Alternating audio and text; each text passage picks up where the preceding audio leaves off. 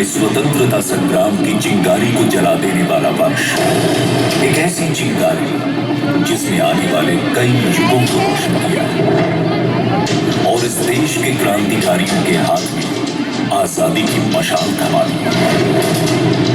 इसके साथ ही शहादत की एक ऐसी नींव तैयार हुई जिसने आने वाली कई पीढ़ियों को प्रेरित किया।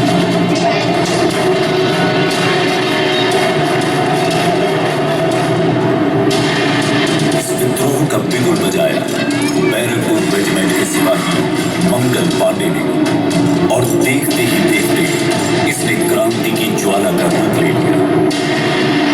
वीर नारायण सिंह ने छत्तीसगढ़ में इसकी बागडोर संभाली, जहां सन 1825 में गेंद सिंह परलकोट विद्रोह की लौ जला चुके थे।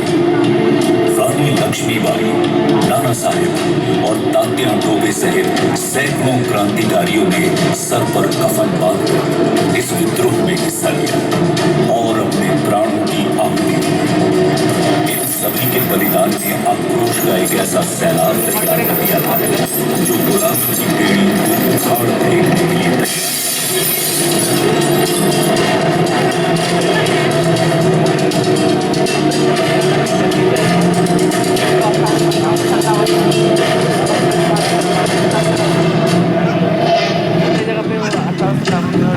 बीसवीं सदी की शुरुआत होते ही ये सैलाब भारत के हर हिस्से में तेजी से फैलने लगा और क्रांतिकारियों का हुजूम देश पर अपने प्राण न्यौछावर कर रहा था।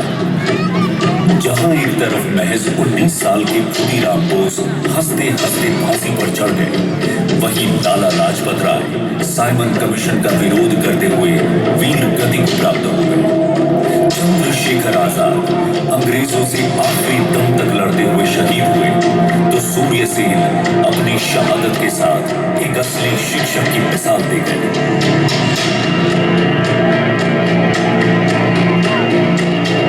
विद्रोह की इस लहर में एक ऐसा शख्स भी था जो बचपन से ही क्रांति की मशाल अपने दिल में जला चुका था। नाम था भगत सिंह। 13 अप्रैल 1919 को हुए जलियांवाला बाग हत्याकांड में भगत सिंह के मन पर इतना गहरा प्रभाव डाला था कि वो उसके बाद से ही आजादी को अपने जीवन का एकमात्र लक्ष्य मान चुके थे। सन 1929 में क्रांतिकारी साथी बटुकेश्वर दत्त के साथ मिलकर भगत सिंह ने दिल्ली की तत्कालीन सेंट्रल असेंबली में अंग्रेज सरकार को जगाने के लिए बम और पर्चे फेंके और वहीं अपनी गिरफ्तारी भी दी।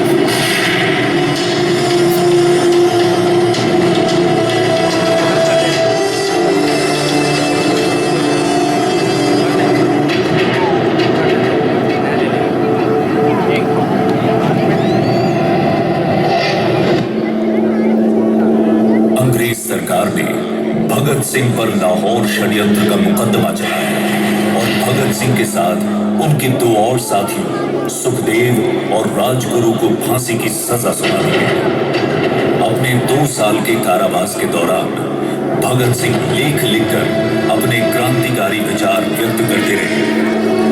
23 मार्च 1931 के दिन महज 23 साल की उम्र में भगत सिंह अपने साथियों के साथ शहीद हो गए।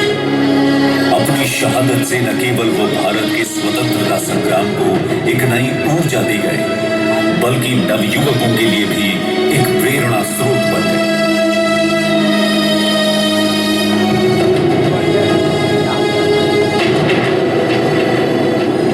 भगत सिंह ने कहा था, महान से महान साम्राज्य ध्वस्त हो जाते हैं, परंतु विचार जिंदा रहते हैं। आज हमें इस बात पर गर्व है कि भिलाई के कण कण में देश के क्रांतिकारियों के विचार हैं। वे सभी हमारे दिलों पर अमर हैं।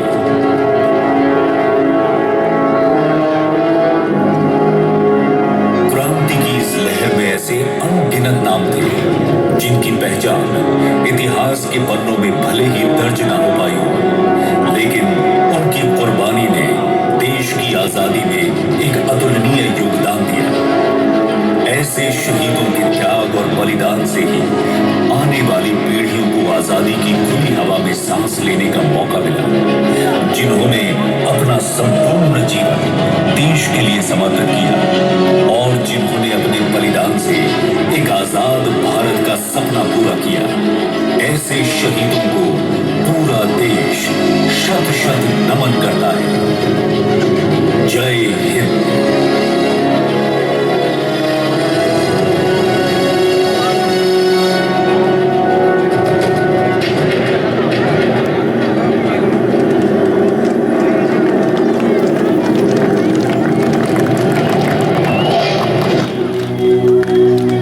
शहीदों की चिताओं पर लगेंगे हर बरस मेले, वतन पर मरने वालों का यही बाकी निशान होगा। देश भी मेरा, जान भी मेरी, आजादी में शान भी मेरी।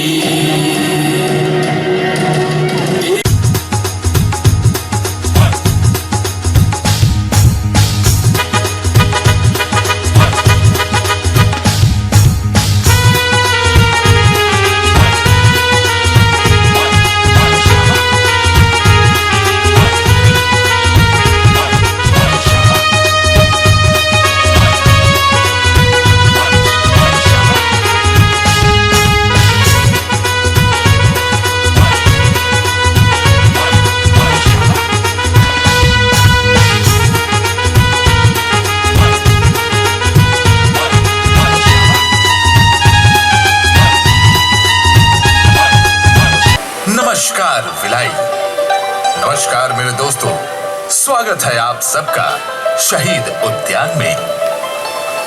मित्रों, आप सब जानते हैं यह आजादी हमें आसानी से नहीं मिली। इसके लिए न जाने कितने वीरों ने अपने प्राणों की आहुति दी है। इन्हीं वीरों को आज हम नमन करते हैं। उन्हीं वीरों में एक नाम है शहीद भगत सिंह, जिसने सर पे सेहरे के बदले कफन बांधा था और आजादी लाने के लिए हंसते हंसते शहीद हुए। इस महापुरुष की एक विशाल काय प्रतिमा ऊंचाई 25 फीट 10 इंच इस उद्यान में मौजूद है। इस उद्यान के बाहरी दीवारों पर सुरक्षा बलों के प्रतीक चिन्ह हैं। सुरक्षा बलों के प्रतीक चिन्ह हैं तथा भीतर विशालकाय राष्ट्रीय ध्वज एवं वॉल ऑफ ऑनर है, जिन्हें देखकर गर्व से सीना चौड़ा हो जाता है।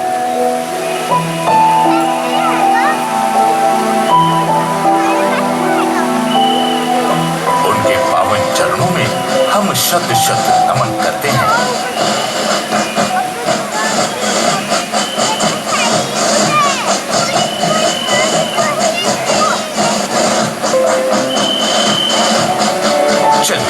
सुनते हैं पंडित राम प्रसाद बिस्मिल तथा उनके साथियों द्वारा लिखित एक प्यारा सा गीत, मेरा रंग बसंती चोला।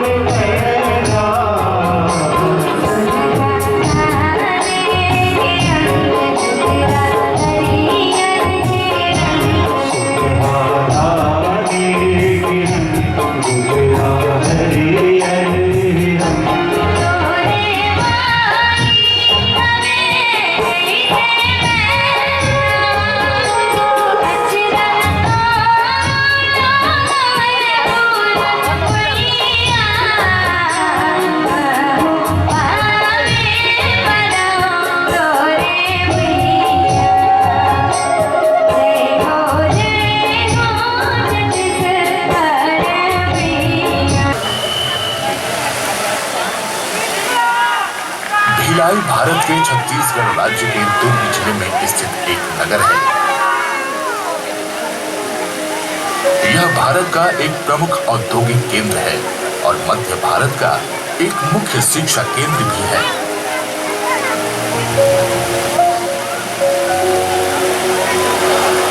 भिलाई शिवनाथ नदी के तट पर बसा हुआ है। भिलाई भारत के छत्तीसगढ़ राज्य का तीसरा बड़ा शहर है। मुंबई कोलकाता राष्ट्रीय राजमार्ग पर स्थित है। भारतीय इस्पात प्राधिकरण के अंतर्गत एकीकृत इस्पात संयंत्र के लिए जग प्रसिद्ध शहर शिक्षा और खेल के क्षेत्र में भी नाम रखता है। भिलाई इस्पात संयंत्र की स्थापना भारत के प्रथम प्रधानमंत्री पंडित जवाहरलाल नेहरू जी के औद्योगिक विस्तार की परिकल्पना के कारण हुई है। भारत रूस मैत्री के फलस्वरूप बना भिलाई इस्पात संयंत्र। इसे भारत के तत्कालीन राष्ट्रपति डॉक्टर राजेंद्र प्रसाद के द्वारा 4 फरवरी 1959 को पहले ब्लास्ट फर्नेस के उद्घाटन के साथ शुरू किया गया था। भिलाई इस्पात संयंत्र के मुख्य उत्पाद हैं वेल,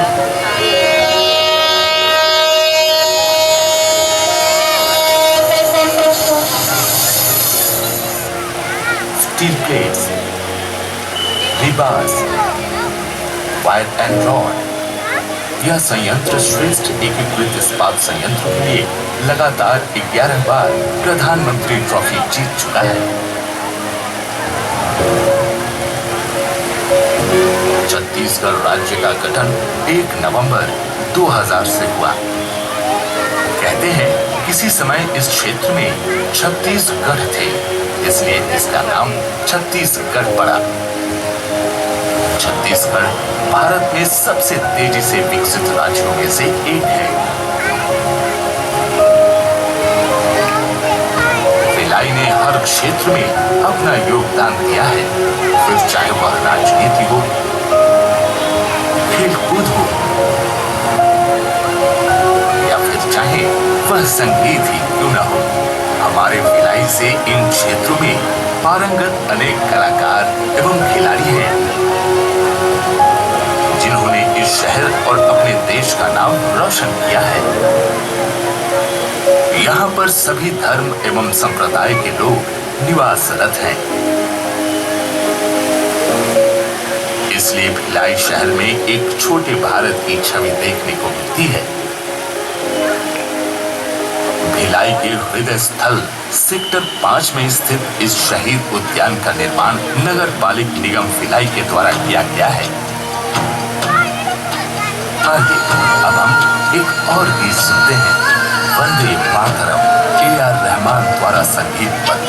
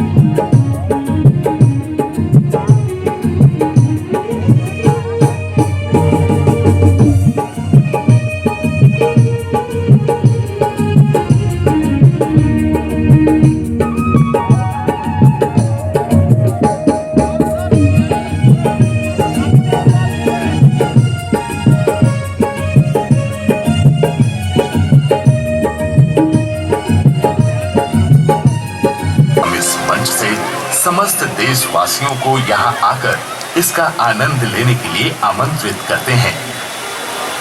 आइए हम और आप मिलकर इस पावन धरती को नमन करते हैं और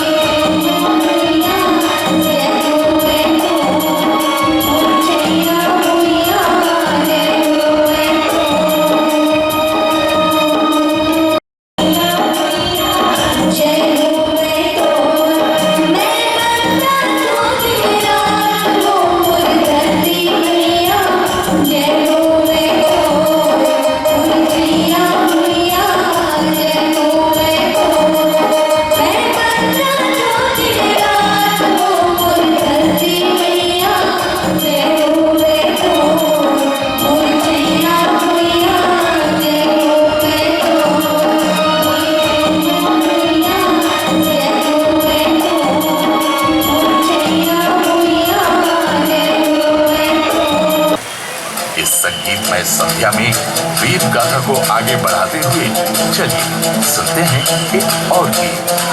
जय हो A.R. रहमान द्वारा।